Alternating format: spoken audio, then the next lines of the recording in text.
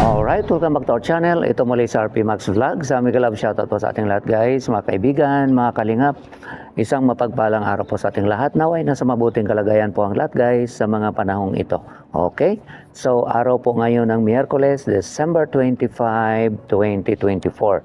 Okay? So bago ang lahat, ito, babati muna tayo guys ng Merry Christmas. From our family to yours, Merry Christmas! Ayun, so yun po yung greetings natin sa inyong lahat guys at naway nag-enjoy po ang lahat sa ating celebration ng Christmas Day. Okay? So ito guys, no, dahil hindi pa natin pwedeng reaksyonan itong anniversary nga ng EDC. So iba muna yung update natin.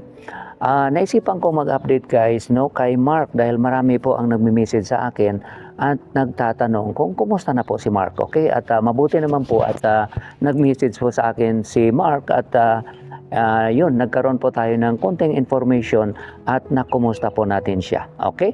So sa mga nag-aabang ng update ito, para isahan na lang po, ito iba vlog ko na lang po yung update po sa kanya. Okay? So sa nilagay po natin sa thumbnail, meron po tayong bad news at meron din pong good news na binalita po niya. Okay? So umpisahan po natin sa bad news. Okay?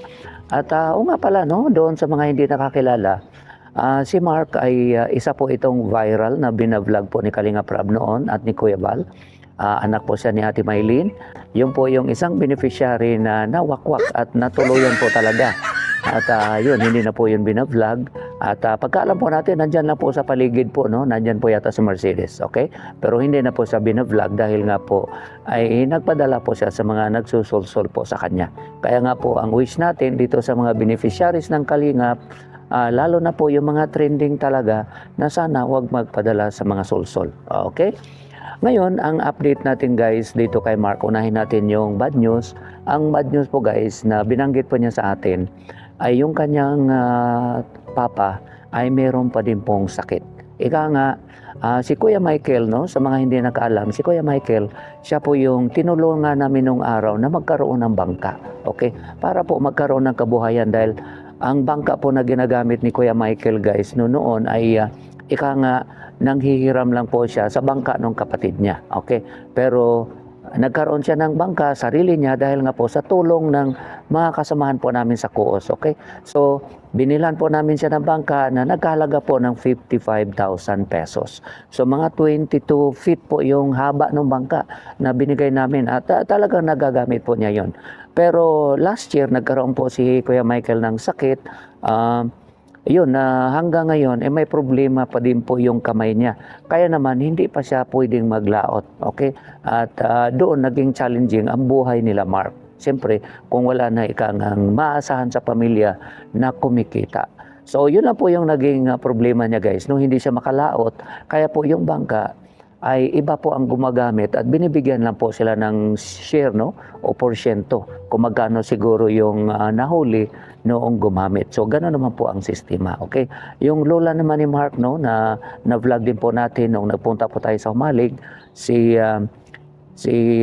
Lola Nora ni Mark ay okay naman po. Okay? At yung kanyang ate ay nasa bandang Laguna yata at nagtatrabaho. Kaya naman kahit papaano nagpapadala naman sa kanila ng pakunti-kunti.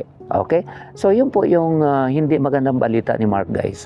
Na yun nga po yung papa niya ay meron pa din pong sakit, no? Masakit pa yung kamay at hindi pa ito makalaot. Okay?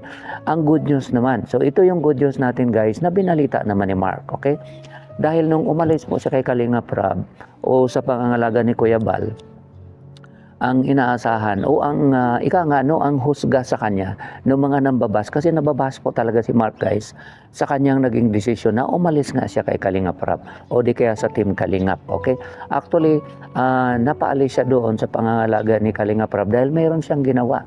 Okay? Kaya naman doon siya nababas. Okay? At yun nga, no, inalagaan siya ni Kuya Bal, nilagay sa Mercedes, pero hindi rin nagtagal, no, sumama ito kay Erwin Official.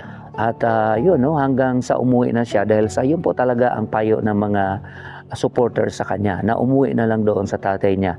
Kaya naman umuwi siya doon sa Humalig at mabuti guys sinunod niya ika nga yung mga payo ng mga nagmamahal sa kanya.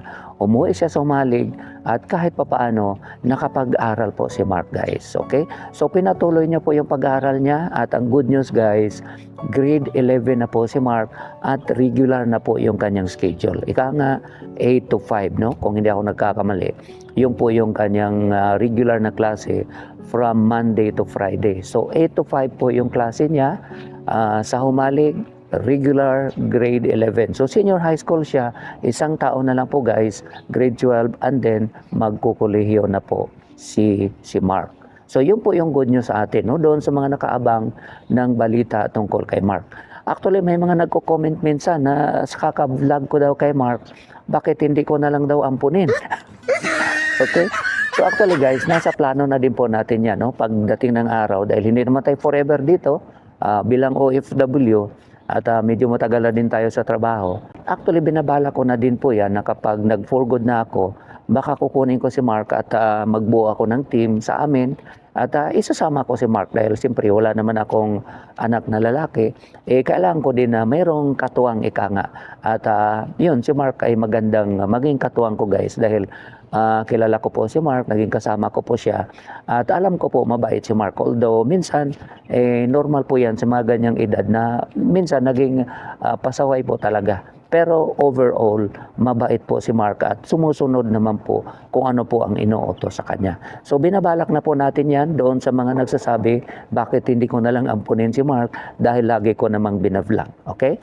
So, nasa plano na po natin yan. At itinan po natin, guys, dahil isa po sa problema ni Mark, yung kanyang pag-aaral. Paano siya makapag-aaral?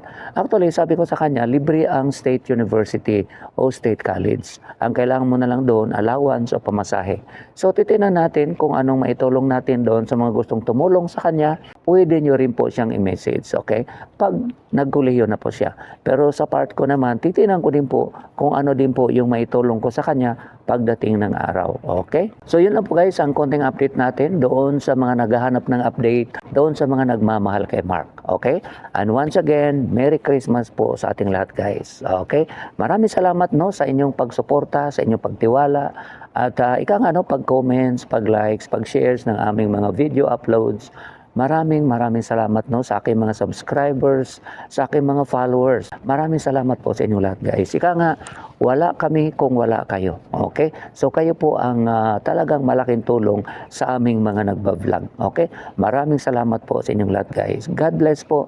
Naway maging mabuti ika nga, no, ang 2025 sa ating lahat. Ika maging prosperous ang taong 2025. So yun na po, guys, mga kalingap. Maraming salamat po sa inyong suporta. Ingat po tayo kung nasaan man tayo. God bless everyone. I love you all. Bye-bye.